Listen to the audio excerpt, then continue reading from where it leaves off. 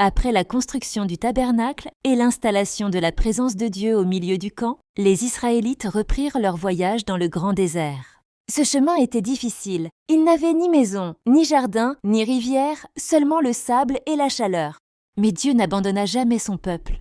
Le Seigneur guida les Israélites avec un signe merveilleux. Le jour, une grande nuée était toujours au-dessus du tabernacle. La nuit, cette nuée devenait une colonne de feu pour éclairer le camp. Quand la nuée se levait, les familles rassemblaient leurs affaires et suivaient la direction montrée par Dieu. Quand la nuée s'arrêtait, ils arrêtaient leur marche pour camper. Exode 40, 36, 38, Nombre 9, 17, 23. Parfois, la nuée restait un jour, parfois une semaine, parfois même un mois. Peu importait la durée, le peuple devait apprendre à patienter et à attendre la volonté de Dieu. Dieu veillait sur eux à chaque nouvelle étape. Il leur donnait la manne à manger chaque matin et parfois de l'eau qui sortait miraculeusement d'un rocher. Quand des ennemis attaquaient, Dieu les protégeait et leur donnait la victoire. Même au milieu du désert, il était leur berger bienveillant. Mais le désert était aussi un lieu d'apprentissage. Parfois, les gens se décourageaient ou avaient peur.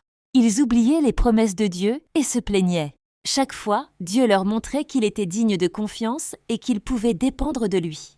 Moïse leur disait « Le Seigneur votre Dieu marche avec vous.